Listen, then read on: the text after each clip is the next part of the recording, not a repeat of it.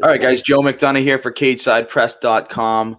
Hit that like button, hit that subscribe button, comment away. I'm joined by the man himself, Billy Q. Billy, how's it going, man? I'm doing good, brother. Thanks for having me. And before we jump into your fight next week, I think we've got to talk about last night's card and just, I mean, from Matino and that stoppage, the McGregor situation, just everything. I mean, give me some, feedback from you as you're watching. I know you put out a tweet saying I have to watch at home. I'd rather be in the building, but from watching at home, I mean, what's going through your head after watching that? Like before the fight, I was just, watching everyone in Vegas having fun, and I get it, man. I love, I'm obviously a fight fan first. So I was obviously a little bit jealous of everyone who was there, but this is what got me into the sport, these big fights. And overall, I just a crazy night. That's to be expected in MMA. Anything can happen in that cage, to McGregor breaking his, what looked like a broken leg, to, Sean O'Malley just putting a beating on that newcomer, but him just showing so much toughness. And Tai Tuivasa, just what a crazy performance that was. So I think it was just an overall great night for the sport. Unfortunate ending to that trilogy, but we'll see what happens with it, if they're going to fight a fourth time or what. But I just watched it as a fan. Me and fellow UFC fighter Matt Frivola, I think he's over in the guest room still. We watched the fights last night. Good night of fights, and now it's fight week for me, and I'm ready to rock. Absolutely, man. And I don't know what was a better performance, Tuivasa in the cage or the 5 shoeies that he drank on the way back to the locker room. Do you think Conor McGregor fights again? Man, yeah, I think he does. I just think especially with, I think he's only 32 years old. Yeah. There's still so much money on the table. I don't think he's the type to leave money on the table. I think he's gonna, they're gonna make it sound like it was a close fight, and that, there's still unfinished business, which they're probably, I guess there is unfinished business because they're just going to keep talking trash to each other back and forth. But yeah, I think he's going to fight again. I don't see why he won it. I think they're going to fix that leg up. I don't know the exact diagnosis, but they said he's having surgery. He, props to him, because, we've seen Weidman and Silva have similar leg injuries where they completely broke their leg, and they look like they were in complete shock and pain and agony.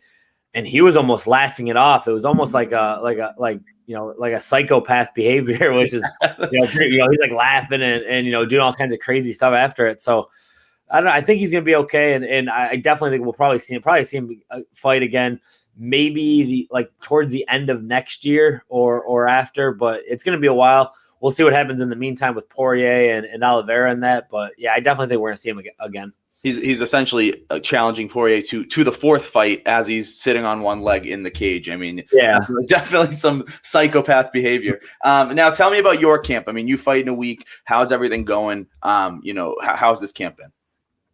It's been a great camp. I can't complain. There's always going to be little nagging injuries and little things like that, but we made it to the end, and that's the important thing. It was a really long camp. We had 12 weeks to get ready for it, which is a great time. So we did everything we had to do. My strength and conditioning's on point. My cardio is on point, like it usually is.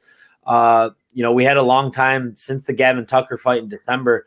We had a lot of time to study that fight, go over things that I did wrong, that I didn't like that I did, and just got better. I'm still relatively new in the sport. I've been doing it for 10 years, but I still feel like there's so much to learn, because, you're doing 4 or 5 different sports all in one and just trying to master all of them. So I still think every single fight, I'm still getting better. I'm still learning a lot of new stuff. And I think this July 17th, next week, you're going to see the best Billy Q out there. Absolutely. I look forward to that. I mean, talk to me about that Gavin Tucker fight. I mean, I believe that was your first loss since 2016. And tell me, you said you've been studying it a ton. Tell me the biggest kind of lessons that came from that fight. There's just a lot of little stuff. I wasn't really expecting, just saying that, you got to expect everything in there. And I was expecting more of a striking fight. I was expecting more of, I knew he was going to take, shoot in for takedowns, but he did it a lot more often, and he did it a lot better than I thought he'd be able to do it, especially him being a lefty, him being a southpaw. He did a good job getting body locks, getting takedowns, really working towards those. And he did a great job timing my striking.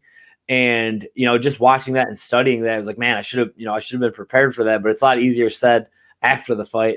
So just basically just game planning better, not only having the A game plan, but having game plans if they decide to do different stuff. You need to be ready for everything. So I think just improving my overall game, getting better everywhere is going to help prepare me for these next fights that I have in the UFC. And what's it like, I've always wondered that as a fighter, maybe a performance you weren't super, happy with, and then kind of to have to kind of watch it over and over again and look there and say, I knew he was going to do this. I knew this was going to happen, and have to wait for that next fight. I mean, what's that like mentally? Yeah, it's tough. It's one of the hardest things for me, even watching the fights that I win. I hate watching myself fight, but you got to do it because it's so important to study yourself and to see what your opponents are seeing and seeing what everyone else is seeing. So yeah, watching yourself lose a fight, listening to, John Anik and Joe Rogan explain how you're losing, which sucks. But again, it's a part of it.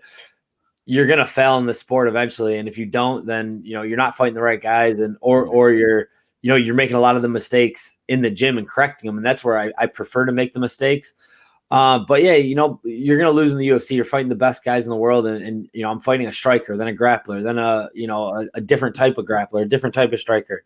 So I think I've learned a lot from my mistakes. And I think I've done the right things to go forward and get this huge win and get a comeback, and then to be 4-1 in the UFC after next week, it's still a dream come true. And I'm still going to be very happy with that.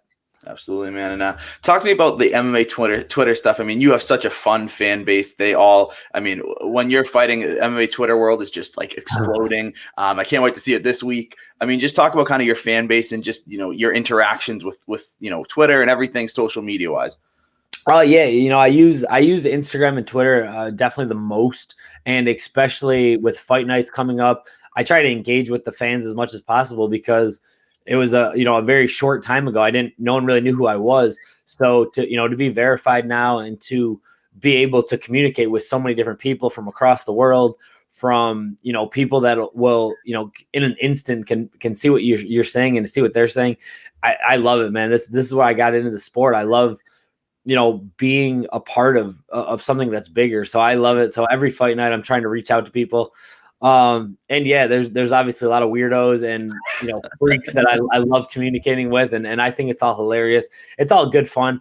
I never like to give attention to people who are super negative just for attention, but sometimes like the negative, like the playful negative stuff is funny, and then of course the positive stuff I try to give the most attention to. So that's where I'm at with MMA Twitter. Absolutely, man. And Twitter is a bizarre place, but it's a fun place. Yeah. Tell me about Benitez. Why this matchup? What are you expecting from him? Yeah, he's tough. He's durable. He's 6-4 in the UFC, so he's been around the block. I think it's one of those guys that if I want to stick around, if I want to be in the UFC for the long haul, it's a guy you got to get past. Sadiq Youssef beat him. Andre Fili beat him. Other guys have beaten him that are in the top echelon of the 145-pound division. So to me, he's just a guy that I have to get through to get to that next level. He has 10 UFC fights. I have 4 UFC fights. But I've had a little bit more success, I think, in my earlier fights. And he's just really tough. He's a good striker. He's tough to put away. I'm going to do everything I can in my power to take him out, to get a knockout, to get a submission. Which I do like that. He's been knocked out. He's been submitted. I can watch the tape on that. Whereas, I fought other guys that, didn't have that. So he's a really tough guy. I kind of know what he wants to do. He wants to keep the fight striking. He wants to, try to pick me apart on the feet. He's got a good lefty stance that we've been working on. But again, if he does anything different, we've prepared for that second and third option too. And we have our game plans. I have the same team around me. I'm super loyal to my coaches and my teammates. I've had the same guys with me pretty much the last 10 years of my career. And I think we've done a good job at putting together game plans, especially against specialists like Benitez. Mm-hmm. And last one for me here, Billy, is just, I know you said it will be the peak Billy Q, come fight night on Saturday night, but what's the prediction? What's the mystic prediction? The mystic prediction is that I go and I take him out. I get that huge, this is gonna be a coming out party for me. I think it's gonna be, I've had a knockout and a submission in the UFC, which I'm super proud of. But I think I'm gonna finally get that big, hopefully $50,000 bonus from Dana. But yeah, just that special finish that it's like, okay, now Billy Q is legit. He's 4-1 now with 3 finishes. He took out Bogley or Mowgli or whatever his nickname is. He's the real deal now, because this is obviously a proven veteran who's had the 10 fights in the UFC. He's fought the best guys. So to go out there and get the finish, I'm thinking second or third round, he's tough to put away, but I'm obviously, that first bell rings, I'm coming out there. I'm trying to take his head off and trying to rip his head off on the ground. So I think that's going to be a huge, probably going to be the biggest win of my career moving forward, up until this point. Mm-hmm. And, then bigger and better things on the horizon. The Mystic Billy Q prediction. And last one, quickly, will there be a shoey on the top of the cage like Tai Tuivasa? Do your best Tai Tuivasa impression. Oh man, I love that. I don't know. I'm fighting in the Apex, unfortunately, again.